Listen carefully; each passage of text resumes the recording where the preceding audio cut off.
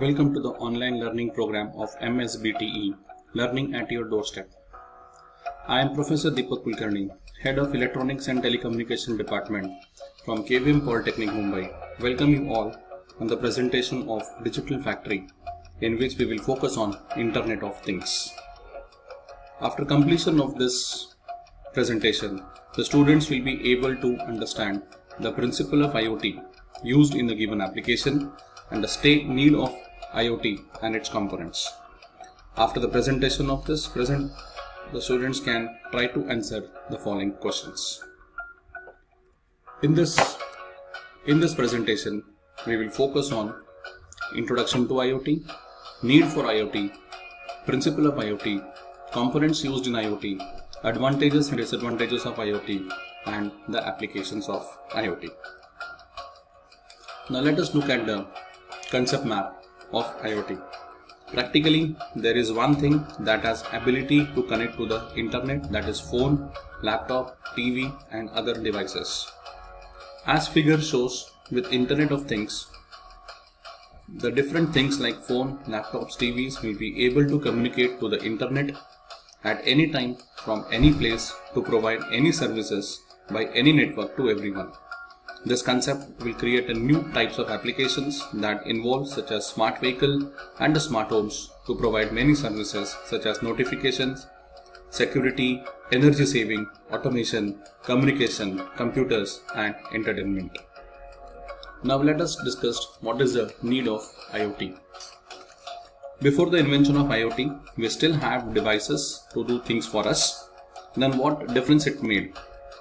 The difference is that before the invention of IoT, we need to run from machine to machine, telling them what to do and when to do.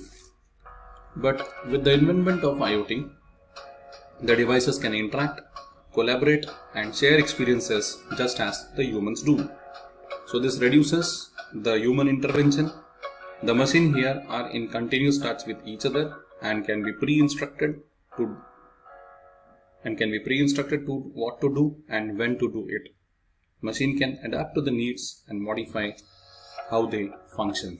That means with the use of IoT, we can reduce the human intervention and increase the efficiency of the systems operating in any industry or any commercial purpose. Now, let us understand first of all what is Internet of Things. So what is Internet of Things? That is IoT. It is a network of physical objects or things that are embedded with electronics, software, sensors and network connectivity that enables the objects to collect and exchange data. For example, smartphones, ovens can be connected to the internet and can communicate or share data by using common language. As we can see in the figure, in IoT world where all devices, appliances are connected to a network and are used collaboratively to achieve complex tasks that requires a high degree of intelligence. We can also define IoT as an interaction between the physical and digital worlds by using sensors and actuators.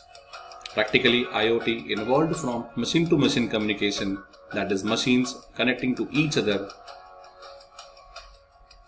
through and it refers to connect. Machine to machine refers to connecting a device to the cloud, managing it and collecting data.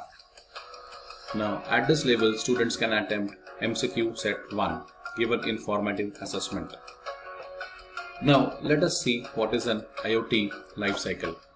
As we can see in the figure, the IoT life cycle starts with collecting or gathering data, which is then communicated to the cloud or server, where it is analyzed or processed, and then accordingly actions are taken by the systems. Now let us discuss in detail the typical IoT subsystem. As we can see in the figure, initially various IoT devices like sensors will be used to collect data from various sources and forwards it to the IoT hub or gateway. Here we have to remember that the sensors will be used to only collect data. No processing will be done at the sensor level. That data which is now given to the gateway, which behaves as a bridge between the sensors and cloud. That means it acts as an intermediate device. The gateway takes sensors data and channels it to the cloud through Wi-Fi, mobile data, Ethernet, satellite, and also you can employ different standard protocols like MQTT or HTTP. As it is a mains powered device, it can connect it to the Ethernet or Wi-Fi connections. In a system, you can have a multiple gateways. The best example of a gateway is a smartphone, which uses radio technologies for connecting to a Wi-Fi. Now, the data which has been given to the cloud will be now processed, analyzed, valuable information will be extracted as per the requirement, and the result is shared with other devices for user-based better experiences, where user can experience automation and improved system efficiency. Now let us talk about some advantages of IoT. If you use an IoT, it provides advantages like it minimizes human effort because the machines are directly interacting and processing the functions. Definitely it will also save the time for the processing. It leads to the more automation and technical optimizations, and optimizations of resources can be done. It helps in improving the technologies. Also, it helps to reduce the waste and use our natural resources effectively. But along with the providing of the advantages, there are some also disadvantages, like security is the biggest concern. Then it can lead to different types of network attacks. So the system has to be secure enough to withstand or to fight against this network attacks, and maintaining privacy is the biggest challenge in IoT because everything data is on internet. So let us see where the IoT is been implicated. As we can see, various applications of IoTs are being evolved, starting from smart homes. We can use in smart homes, they are used in wearables, in smart city developments, in smart grids for energy efficient usage, in industrial internet. They are also used in connected cars. It is also used in providing smart healthcare centers.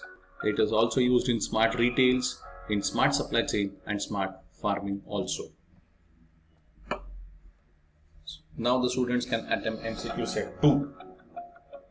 So at the end of this presentation, the learners would have got the idea of what is IoT, IoT subsystem, where it would be implemented, and what are the features and advantages and disadvantages of IoT. In the next presentation, we would learn detailed functions of various elements or components used in IoT system. Thank you and have a smart learning.